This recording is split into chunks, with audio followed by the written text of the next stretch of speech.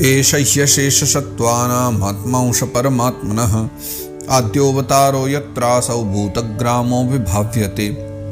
ये जो विराट स्वरूप की हम चर्चा कर रहे हैं पिछले कई दिनों से, ये प्रथम जीव हैं। सबसे पहले विराट स्वरूप ही प्रकट हुए संसार में, तो प्रथम जीव होने के कारण समस्त जीवों के आत्मा भी कहे गए हैं। और जीव रूप होने के कारण, क्योंकि मानव रूप में दर्शन करते हैं ना हम, तो इनका तो जीव रूप होने के कारण परमात्मा अंश भी माने गए। और प्रथम अभिव्यक्त होने के कारण सबसे पहले कहे गए, बोले गए। भगवान नारायण से भी पहले इनका नाम लिया गया विराट पुरुष का। तो इसी कारण से प्रथम अभिव्यक्त होने के कारण जो है भगवान का आदि अवतार भी जो है विराट स्वरूप ही माना जाया जाता है। और ये जो संपूर्ण भूत समुदाय यानी हम मानवादि है ना, ये सब के सब इसी में प्रकाशित होते हैं। प्रकाशित होते हैं का तात्पर्य कि भगवान विराट की हम जब भी चर्चा करते हैं, संपूर्ण मानव के समान ही उनका चर्चा करते हैं, क्योंकि समस्त मानव उन्हीं में विराजमान है। जैसे मानस गोस्वामी जी ने भागवत में, सुखदेव बाबा ने सर्वत्र गाया ना, पद पाताल शीश अजधामा अपरलोक अंग विश्रामा। तो ये क्या है? संपूर्ण भूत प्राणी उन्हीं के शरीर में कहे गए हैं। ब्रह्मलोक उनका मस्तक कहा जा रहा है, चरण उनके पाताल कहे जा रहे हैं। तो ये समस्त जो भूगोल खगोल है उन्हीं में समाया हुआ माना जाता है। साध्यात्म साधिदैवश्च साधिभूत इति त्रिधा विराट प्राणो दशविध एकधारदयेन च। फिर कह रहे हैं वो विराट स्वरूप कैसा है कि साध्यात्म साधिदैवश्च साधिभूत इति त्रिधा, तीन प्रकार के गुणों वाला, यानी साध्यात्म आध्यात्मिक है, साधिदैवश्च अधिदैविक हैं, अधिदैव बोलते हैं, और साधिभूत यानी आदि भौतिक भी कहे गए। विराट प्राणों दशविध, और वह जो विराट स्वरूप है वो दशविध प्राणों से परिपूर्ण है। और एक धारदयेन च, एक हृदय रूपी भी गुण उनके भीतर विद्यमान है। तो हृदय तो एक ही है, लेकिन प्राण 10 हैं। कौन कौन से? प्राण, अपान, समान, व्यान, उदान, नाग, कूर्म, कृकल, देवदत्त और धनंजय। ये जो 10 प्राण माने गए हैं, ये 10 प्राण का रूप भी भगवान नारायण ही हैं, यानी वही विराट स्वरूप जो है उनका प्राण माने गए हैं। स्मरण विश्वसृजामीशो विज्ञापित मधोक्षजः विराजम तपस्वेन तेजसैषां विवृत्तये, है ना। स्मरण विश्व सृजाम ईशो, फिर जो है विश्व की रचना करने वाले जो भगवान नारायण हैं, वो महत्त्वादि के जो अधिपति भी कहे गए हैं। उन भगवान ने जो है ना फिर उनकी प्रार्थना को स्मरण किया, और स्मरण करके जो है उनकी वृत्तियों को जगाने के लिए अपना वो जो तेज चेतन स्वरूप तेज है भगवान का, उस विराट स्वरूप को अपने तेज से प्रकाशित कर दिया, उनको यानी कि जगाया। अततस्याभितप्तस्य कथिचायतनानिह निरभिद्यन्तदैवानां तानि मे गततः शृणु। मैत्रेय ऋषि कह रहे हैं कि हे विदुर जी, फिर वो जैसे ही वो जो जागृत होने लगे, तो उनके जागृत होते ही देवताओं के लिए कितने सारे जो स्थान प्रकट हुए ना, अब आप सावधानी से सुनिए, तो वो मैं आपको अब जो है बतला देता हूँ। निर्भिद्यन्त देवानां तानि मे गततः शृणु। अब मैं कह रहा हूँ तो आप प्रेम पूर्वक श्रवण कीजिए कि कितने स्थान देवताओं के लिए प्रकट हुए हैं।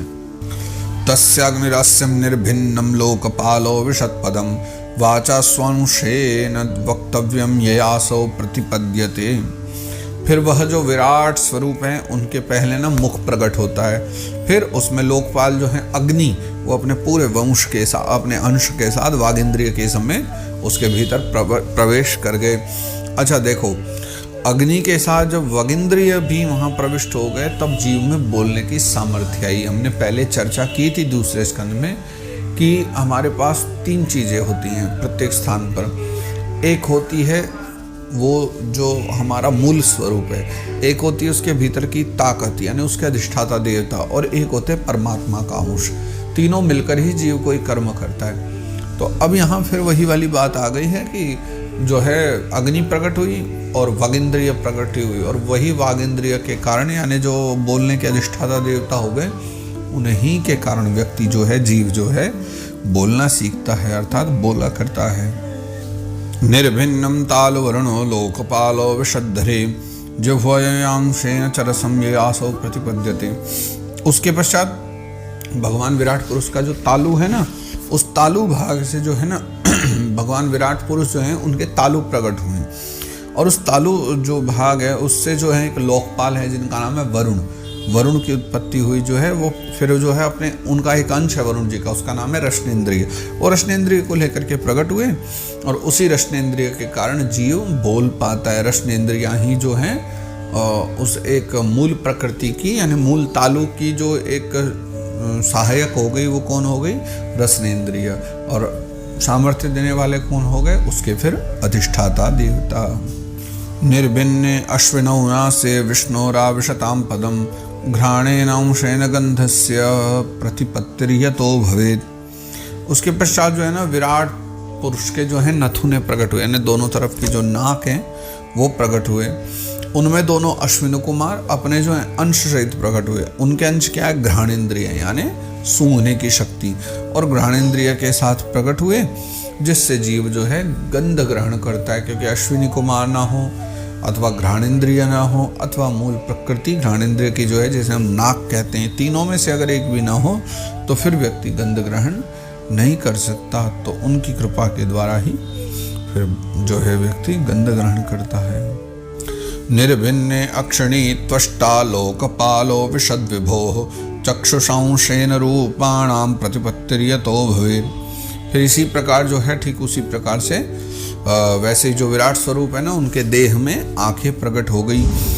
अब आंखों के जो नेत्रेंद्रिय हैं, आंखों की जो तन्मात्रा क्या है वो नेत्रेंद्रिय यानी उसके जो इंद्रिय हैं वो नेत्रेंद्रिय कही गई हैं। तो और उनमें जो है उनके लोकपति यानी सामर्थ्य देने वाले उनके लोकपति कौन है?